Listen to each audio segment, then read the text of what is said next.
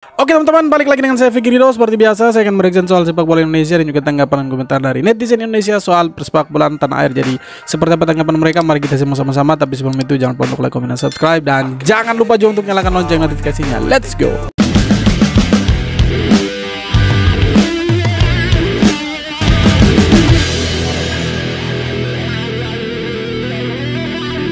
Tepat tadi malam, Bung Towel Auto menangis kejang menderita melihat ini. Shin Tae-yong balas mulut sampah Towel dengan pernyataan sangat kejam di depan publik. Sampai berkata omongan Towel tidak berguna. Semua fans timnas Indonesia Auto sangat bahagia mendengarnya. Ini penjelasannya. Pelatih timnas Indonesia Shin Tae-yong akhirnya buka suara terkait kritikan pedas yang sering dilontarkan pengamat sepak bola Tommy Welly alias Bung Towel kepadanya. Saya tahu itu penerjemah bahasa Indonesia melaporkannya. Karena mereka melaporkannya, jadi saya mengetahuinya, kata Shin Tae-yong. Tetapi saya berpikir orang-orang seperti itu juga harus ada. Agar bisa sepak bola. Shin Tae-yong saja bilang Towel harus ada begitu, supaya ada yang beragam lah di dalam sepak bola. Kalau semua nanti misalkan mendukung STY, nanti ya STY jadi besar kepala. Kira-kira begitu nanti. Jadi bagus kalau ada orang-orang seperti dia. Tidak semua orang menyukai saya 100% di kelompok manapun. Jika saya mendapat dukungan 100%, saya sendiri bisa menjadi otoriter. Nah, itu kan. Ucap Shin Tae-yong. Saya pikir tidak apa-apa mereka mengkritik dengan bebas. Tetapi kadang-kadang saya marah juga. Kadang-kadang dalam hati saya sudah bekerja keras dan melakukan yang terbaik. Tetapi dia masih mengatakan hal-hal yang tak berguna. Tidak berguna. Tapi saya tidak terlalu memikirkannya. Nah itu dia hal positif yang Shin Tae-yong ajar untuk kita penikmat sepak bola Indonesia. Jangan sampai kita ya biarkan saja Towel gitu, sampai kita caci maki dia, apalagi yang seperti beberapa bulan yang lalu ada yang sampai lempar dia pakai botol. Janganlah seperti itu. Memang dalam sepak bola harus seperti itu, harus ada satu atau dua orang yang hadir sebagai pengkritik begitu. Tapi ya jangan terlalu berlebihan juga seperti Bung Towel begitu. Makanya sih Coach STY bilang ya saya sudah bekerja sekeras mungkin, sangat keras, tapi dia masih bawel, masih ngoceh terus seperti orang yang tidak berguna. Iya lu, Shin Tae-yong menonton Maluku United melawan Persebaya secara live. Iya, kira-kira siapa nih yang dipantau nih kira-kira nih? Bang, aku bocil Lili Pali bang. Shh, diem. Lili Pali mulu. Udah 32 tahun Lili Pali, masih lu harapin. Kalau buat main 90 menit tempo kenceng, nggak bisa Lili Pali boy. Lu stop lah kalau pemain bagus di lokal, di Ligue 1, dikit-dikit layak dicoba di timnas, layak dicoba. Kalau masih umur 22, 23, 25 masih oke, dicoba tuh masih oke. Kalau udah 30 tuh udah. Di match yang berakhir 0-0 ini antara Maluku dan Surabaya ya, ada beberapa pemain yang bermain ya, pemain timnas ya. Ada Yasa, Yakob Sayuri, Yance Sayuri, Hernando, gue juga nggak tahu sisanya ya. Gue sorry ya guys ya, gue cukup jarang mengamati Ligue 1 ya. Karena jujur nggak menarik boy. Mendingan gue main FIFA asli.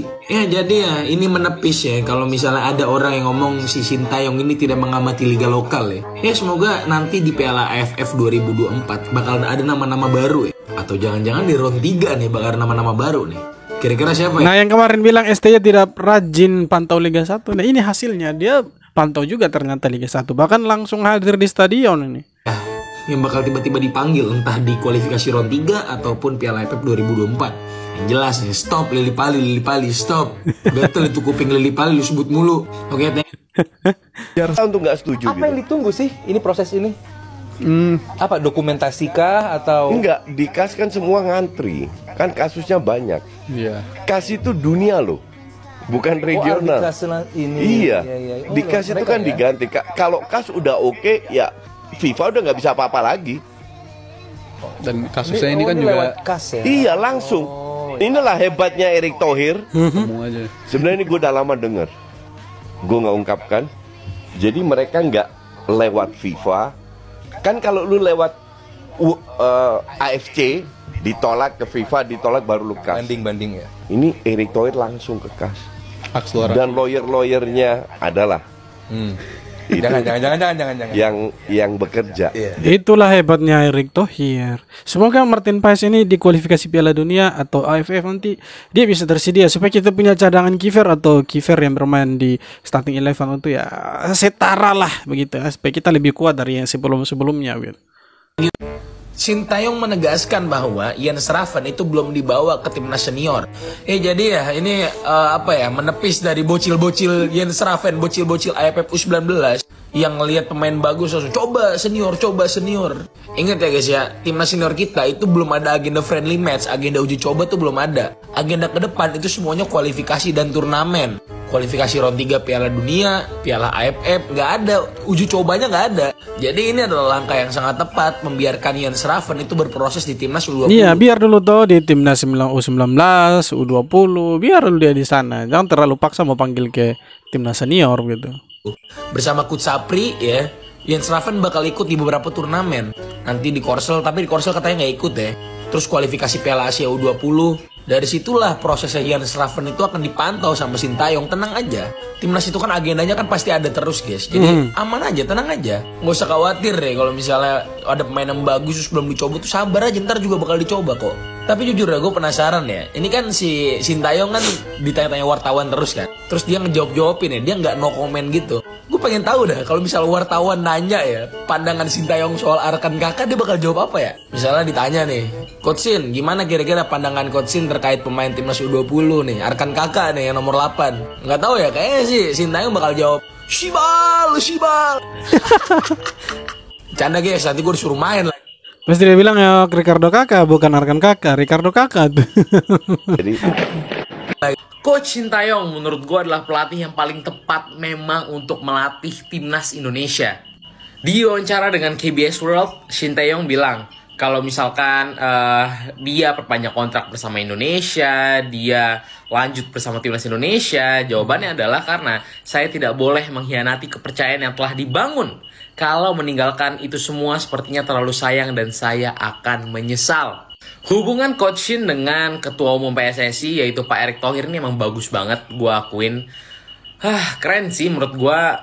Mereka tuh dalam waktu beberapa bulan sekali tuh selalu mengadakan pertemuan untuk membahas kinerja, membahas planning ke depannya. Pokoknya hubungannya baik banget dan itu adalah hal yang positif. Yang terbaru adalah ya ini, Coach Sintayong sudah kembali ke Indonesia dan sudah menyatakan, maksudnya udah ngobrol sama Erick Thohir mengenai semua plan-plannya ke depannya mengenai timnas Indonesia, terutama di kualifikasi Piala Dunia ronde ketiga ini. Coach Shin ditawar banyak banget, dapat banyak banget tawaran selama menunggu, maksudnya selama masih belum menandatangani kontrak untuk bersama Indonesia, tapi semuanya ditolak dan dia benar-benar hanya ingin melanjutkan kiprahnya bersama timnas Indonesia. Oke, semoga sukses Coach Shin. Semoga bisa main di Piala Dunia. Setidaknya lolos dulu lah dari ronde 3. Karena kita punya pemain juga sudah banyak yang bermain di Eropa. Jadi semoga kita bisa menunjukkan segalanya dan bisa bermain di Piala Dunia. Supaya nanti Piala Dunia kita jangan dukung negara orang lain, kita dukung kita punya negara sendiri. Kira-kira begitulah. Ya, berita dari Malaysia di mana 4 pemain asing Liga Malaysia berpotensi untuk dinaturalisasi. Ya, Malaysia ini tidak belajar dari yang kemarin-kemarin teman-teman. Lagi dan lagi mereka menaturalisasi 4 pemain yang bermain di liga mereka. Katanya mau tiru Indonesia. Indonesia kan naturalisasi pemain itu dari liga luar, bukan dari liga di dalam negeri sendiri. Dan mereka tahu selama ini mereka telah melakukan itu, tapi hasilnya tidak terjadi hal yang signifikan. Seharusnya Malaysia mencoba beberapa hal lain seperti menaturalisasi pemain diaspora atau permasalahannya pemain diaspora mana yang mau main untuk Malaysia, semua ditolak. Pemain yang memiliki darah Malaysia yang bermain di Eropa. Nah, semoga FAM atau Federasi Malaysia sadar akan hal yang harus dilakukan oleh timnas Malaysia. Gimana? Masalahnya dorang punya pemain diaspora, pemain-pemain keturunan yang bermain di Eropa yang tidak mau main untuk Malaysia. Dong pikir juga, masalahnya Malaysia ini justru di bawahnya Indonesia. Malaysia malah tidak bermain di kualifikasi Piala Dunia ronde 3, tidak main di Piala Asia. Masih ya kalau lolos kualifikasi dulu karena mereka harus kualifikasi lagi kan. Sedangkan Indonesia ya pasti lolos. Bukan kualifikasi tapi playoff lagi nanti mereka. Kalau Indonesia sudah pasti lolos, makanya pemain-pemain diaspora yang ada di main di Eropa di klub-klub besar itu mereka mau main untuk Indonesia begitu. Karena pasti ada kepastian di timnas Indonesia kan begitu. Sintayong atau timnas merekrut pelatih spesialis penyerang atau striker. Berarti kan memang ada problem di lini depan. Pelatih spesialis striker datang pertanda SD gagal asah lini serang. Yes, bahwa memang ada masalah. di lini penyerangan, monoton, tidak kreatif. Kan itu harusnya diasah. Karena di level tim nasional, di level elit harus ditambahin tuh detail-detail kecil. Itu yang disebut individual advance progress. Striker tuh harus gimana. Dibilang Kalau soal begitu saya pikir STY sudah pasti itu kasih arahan seperti itu. Striker ini harus bagaimana, seperti apa. Tapi kan penerapannya di lapangan tidak seperti yang mungkin diajarkan sama si coach STY gitu. Jadi kalau sampai Indonesia mendatangkan lagi pelatih striker, ya bisa jadi striker Indonesia memang kurang bagus. Bukan berarti tidak ada progres dari pemain-pemain Indonesia khususnya di lini serang begitu. Memang kita kurang begitu. Tapi dengan datangnya pelatih striker ini saya pikir itu memang menjadi kebutuhan khususnya timnas Indonesia, bahwa Indonesia memang lini depannya itu kurang begitu. Tetapi apakah Sintayong ini tidak mengerahkan mereka untuk striker harus seperti ini ketika menyerang, bertahan dan lain sebagainya? Apakah STY tidak mengerahkan mereka? Saya pikir tidak mungkin seperti itu. Masa sih dia mengerahkan pemain lain sedangkan striker tidak? Pasti semua pemain akan diarahkan sama STY. Saya pikir begitu. tidak sebagaimana diharapkan STY, tapi juga mengacu pada penelitian IQ rata-rata orang Indonesia itu ada di peringkat 130 dunia kok. Memahaminya jangan sepotong supaya tidak jadi stereotip, tidak jadi generalisasi. Oh, memang mohon maaf IQ-nya rendah-rendah ya pemain timnas ya. Oh gitu. Ya kemarin ada bilang ada pemain Indonesia yang IQ-nya itu di bawah rata-rata, sampai dikasih arahan sama pelatih pun tidak connect sama dia gitu. Jadi ya wajar juga kalau sampai datang pelatih striker untuk timnas Indonesia. Kalau memang itu kebutuhan untuk striker kita timnas, karena kalau kita lihat memang dari pertandingan striker kita agak sedikit tumpul gitu. Makanya sebenarnya dengan datangnya pelatih striker ini bagus supaya lini serang kita semakin tajam gitu.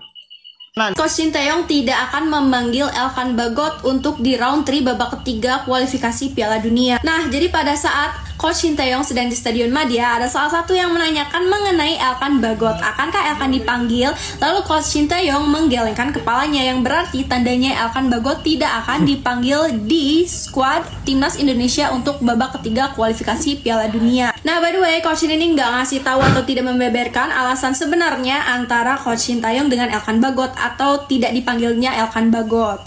Tetapi itu merupakan isyarat kuat bahwa Elkan ini tidak akan masuk skuad untuk di babak ketiga, guys. Menurut kalian kayak gimana? Apakah kita masih butuh sosok Elkan Bagot di skuad kita? Sebenarnya butuh tidak butuh, ya Elkan Bagot memang dibutuh. Elkan Bagot dibutuh karena kalau kita lihat, kita mau main nanti di kualifikasi Piala Dunia round 3 ini kan, Jordi Amat atau Justin Hubner itu kan ya dipastikan salah satu di antara mereka kan absen. Nah, kalau Jordi Amat kita lihat kembali lagi dia sering melakukan blunder begitu.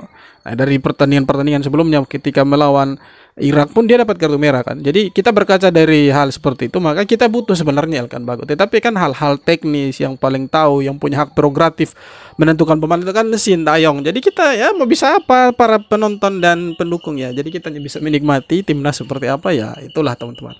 Oke, jadi itu dia beberapa video tanggapan dan komentar dari netizen Indonesia. Jadi seperti apa tanggapan kalian? Silahkan tulis di kolom komentar dan terima kasih banyak sudah nonton video ini sampai akhir. Kita jumpa lagi di video-video berikutnya. Hormat.